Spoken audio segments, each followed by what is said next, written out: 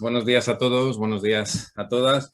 La verdad que todo el hilo conductor de lo que estamos viendo tiene sentido, porque la idea es ir desde lo que se llama lo global a lo particular. Hablando por global, lo que es la cultura, lo que son los valores, y luego la parte, vamos a llamarle más técnica, como está trabajando ahora mismo Nuria, de lo que es el cross-selling, el upselling y todos estos aspectos, ¿no?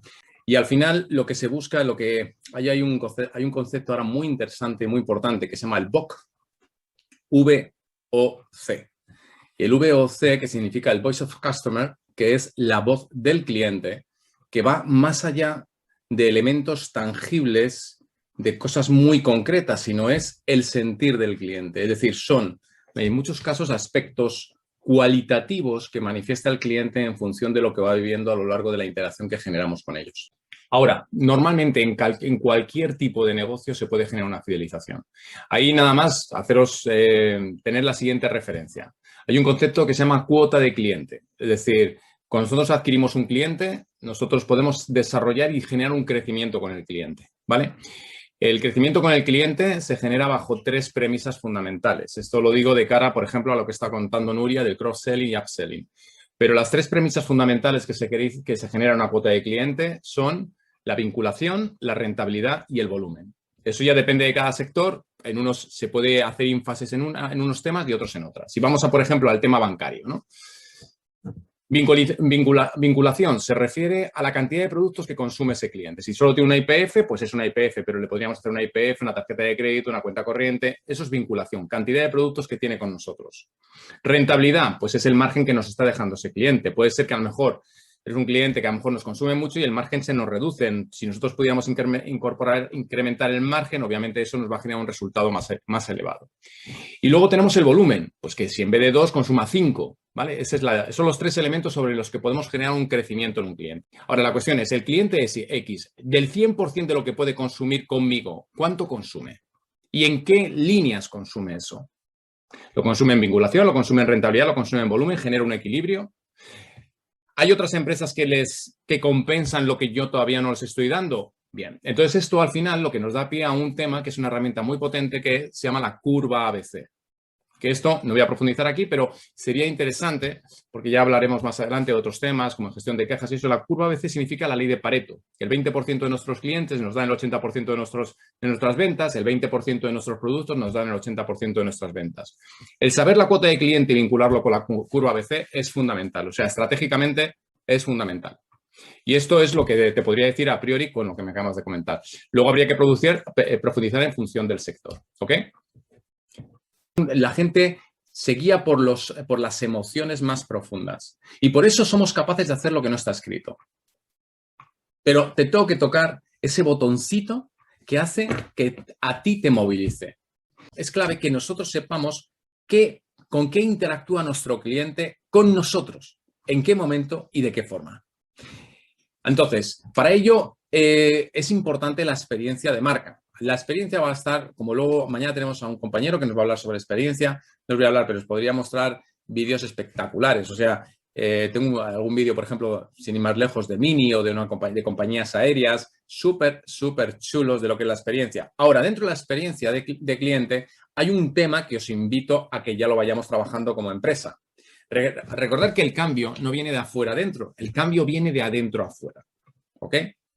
Entonces, si yo quiero que mis clientes amen a mi empresa, esa filosofía de amar la empresa la tienen que tener también mis propios empleados. O sea, mis empleados tienen que vivir esa experiencia. Y de ahí que hablemos de employee experience o experiencia de empleado, que es un punto hoy, sí o sí, fundamental, que también hay vídeos súper chulos que os podría mostrar. ¿Ok? El siguiente paso es la sorpresa, el efecto wow. Y aquí, pues, la idea es generar vínculos con otras empresas. Si tú de repente dices que yo tengo pocas posibilidades, ¿no? Pues mirar, por ejemplo, yo, por ejemplo, que tengo la suerte de trabajar pues con BMW, ellos, por ejemplo, para que te hagas vivir la marca, lo que llaman la brand, te hacen interactuar con diferentes empresas que pueden ser público objetivo los propios clientes de BMW. Teniendo en cuenta que el grupo BMW, pues sabéis que lleva Rolls-Royce, lleva Mini, lleva BMW coches y luego tienes Motorrad, ¿no? Que es la parte de motos.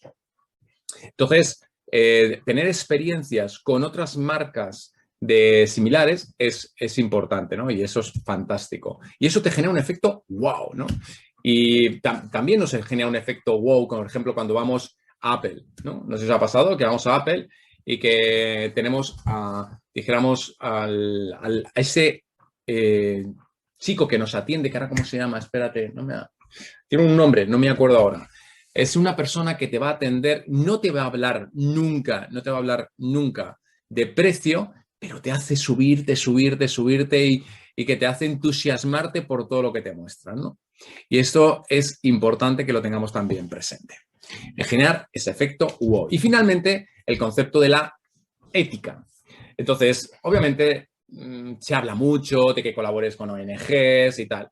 Pues mucha gente no va a colaborar, ni va a estar dando su diezmo, ni cantidades ni siquiera irrisorias para determinadas empresas que son ONGs. ¿Eso qué quiere decir? Que si tú como empresa parte de lo que la gente te compra, pues lo destinas a obras de bien a través de la RSC, de la responsabilidad social corporativa, o si no lo tienes así definido dentro de tu empresa, pues al menos algo que digas, mira, el 5% de todas las compras van destinadas a esta ONG o lo que sea. Sobre todo si está alineada incluso con tu propio negocio, pues 2 veces bueno, porque sigues manteniendo ese hilo conductor congruente, de forma que si de repente estás vendiendo ropa y la ropa es de altísima, yo qué sé, de muy cara, por lo que sea, cuando hablo de cara, de elevado precio, porque el concepto de caro y barato es muy relativo, pues si de repente solo vinculas, yo qué sé, a modistas o modistos o una ONG vinculada a eso, pues estás alineado y entonces todavía tiene más sentido las cosas.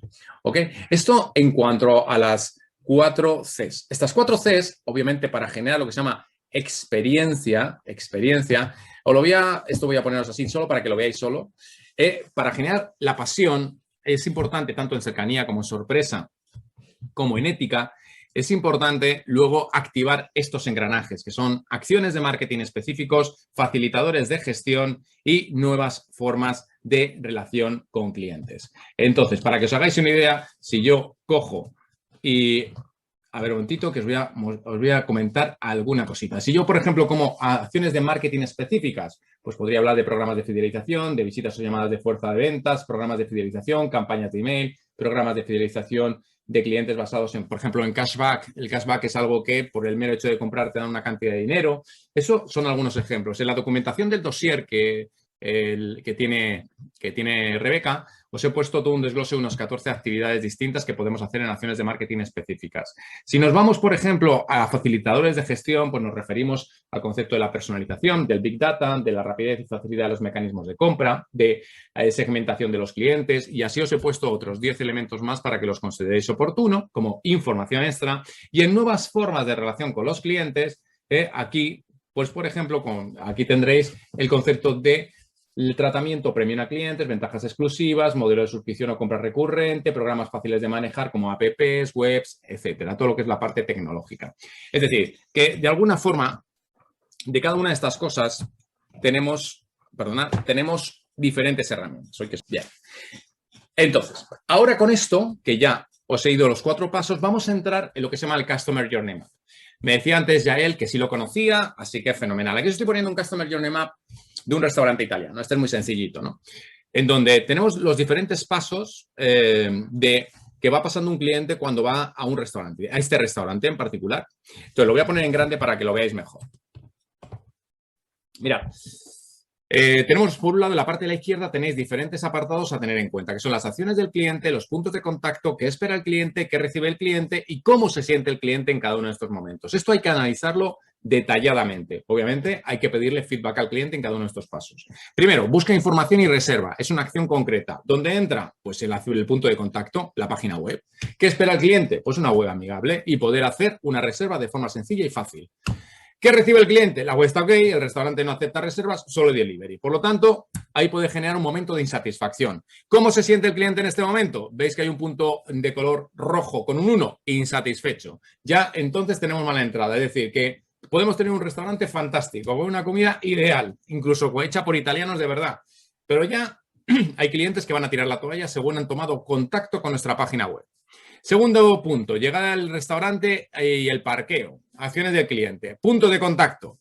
Parqueo exterior y personal de seguridad. ¿Qué espera el cliente? Saludo amable y cuidado de su vehículo. Es decir, que si no vas en un Ferrari, porque obviamente yo ya sé que todos los que estáis aquí pues tenéis Ferraris, Porsches y tal, pero los que somos más de coches normalitos, como en mi caso, pues entonces, ¿qué nos ocurre? Que a lo mejor no lo aparcan, como me pasó una vez en un bar de copas, no se me olvidará, un bar de copas que hay en la carretera de La Coruña, no voy a decir el nombre, pero muchos de Madrid lo identificaréis, que dejé el coche para que me lo aparcaran y claro, mi coche no era un Ferrari ni un Porsche.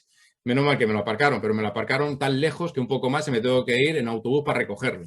O sea, que me lo dejaron a tomar en casa de Dios, poco más o menos, ¿no? Bien, pero me lo aparcaron, ¿eh? Me lo aparcaron, eso es cierto. Bien, entonces, ¿dónde está? ¿Cómo es el nivel del parqueo que tiene? ¿Qué espera el cliente? Pues un saludo agradable. ¿Qué recibe el cliente? Una recepción amable, personal bien uniformado e identificado. No te miran con asco el coche, bueno, pues por lo tanto te sientes bien, no te hunden la autoestima.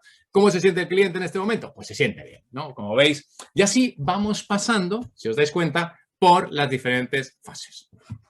No voy a leeros todas, ¿no? Ahora, para que veáis el nivel de desglose que puede tener esto. Ahora, esto es en cuanto a lo que es el Customer Journey Map. Ahora, aparte del Customer Journey Map, os voy a hablar de lo que es una ventaja competitiva sostenible. A ver, ¿a qué me refiero con una ventaja competitiva sostenible? Mirad, las mesas más estables son las mesas de 3 patas. Una mesa de 3 patas, sabéis que es muy estable salvo que una pata esté mal. Obviamente, si una pata está mal, se nos desbarata entera. Bien. Entonces, ¿cuáles son las 3 patas de las que os voy a hablar? Pues muy fácil. Mirad, la primera pata es el producto. El producto o servicio, ¿eh? Cuando digo producto, me refiero a producto o servicio. Que el producto o servicio sea correcto, ¿ok? Entonces, la relación calidad-precio, el diseño o lo que tú consideres oportuno. La siguiente pata es la atención. Y ahí tendremos que ver cómo es nuestro nivel de atención. Es decir, puedes tener un fantástico producto, pero tu atención puede dejar mucho que desear. Nos habrá pasado en alguna ocasión. Os voy a contar una anécdota que me pasó, no se me olvidará nunca, en un restaurante, además muy conocido, en Bilbao, con una gran amiga, que fuimos a pedir un menú. Ya sabéis que allí es de buen yantar, por lo tanto las comidas son abundantes y entonces el menú, como yo tenía que dar una charla, pues digo, no, voy a pedir medio menú. Bueno, el caso es que pido el medio menú, os voy a poner esto porque esto es surrealista lo que voy a contar, ¿eh? Me pido el medio menú y mi amiga también. Cuando lo terminamos nos pasan la cuenta y nos quedamos a cuadros porque nos pasaron una pasta. Pero dice, ¿y esto es lo que cuesta el medio menú? Digo, oiga, pero es que está bien, yo entiendo que medio menú cueste esto, pero joder, es que nada más que hemos tomado un plato. Dice, es que solo... dice, bueno, también tenían postre. Dice, pero si no lo han puesto. No nos han puesto el postre. No nos han dicho nada del postre. Dice, si nos lo hubieran dicho, no lo hubiéramos tomado. Respuesta del camarero, no lo perdáis. Ah, es que claro, si se lo digo, se lo toman. Digo, pero esto... Mira, en ese momento estaba con mi amiga, se llama Marisa. Yo, no, espérate, ¿tú has escuchado lo que ha dicho? Que si no lo dicen, no lo comemos. Bueno, mira, nos entró la risa porque yo no me lo puedo creer. O sea, claro, por eso te das cuenta que este hombre, porque hay camareros y camareros, pero este de ahí no va a salir nunca más. O sea, está claro, la cabeza no le daba para más al pobrecito, ¿no? Así que, Nuria, ya te diré un día qué restaurante es porque me quedé a cuadros. En fin, son anécdotas. De estas nos pasan en alguna ocasión. Rara es porque la gente cada vez está más concienciada de la importancia de la atención. Y lo siguiente paso es en los procesos. Entonces, tú puedes tener una atención bárbara, puedes tener un producto bárbaro, pero si de repente te dice, bueno, mire, esto es lo único, para poder adquirir necesitas rellenar 3 formularios, de los cuales cada uno de los formularios tiene 10 preguntas y cada pregunta las tiene que contestar en aquel sitio encima de pie. Pues hombre, el producto es fantástico, la atención también, pero mira, lo va a comprar su padre, porque esto es hablando en plata, un plomo, un coñazo. Entonces, ¿qué pasa? No nos puede fallar ninguna de las 3 patas. Cuando yo tengo las 3 patas bien, lo que me genera es lo que llama satisfacción del cliente y, en palabras más estratégicas, lo que se llama una ventaja competitiva sostenible, lo que se llama también una VCS, ventaja competitiva sostenible. ¿Qué pasa si una de mis patas falla? Pues si una de mis patas falla, vamos a poner la atención, automáticamente mi mesa se desbarata. Por eso os pongo una mesa de 3 patas. Se desbarata, entonces automáticamente ya da igual, el producto pierde peso, los procesos pierden peso, aunque estén bien afinados. Porque solo una cosa lo que hace es desbaratar todo lo demás. Esto es el famoso efecto iceberg, ¿no? Todo lo que hay debajo, solo con un pequeño detalle, se va al traste. Por eso hay que cuidar muy bien estas 3 patas.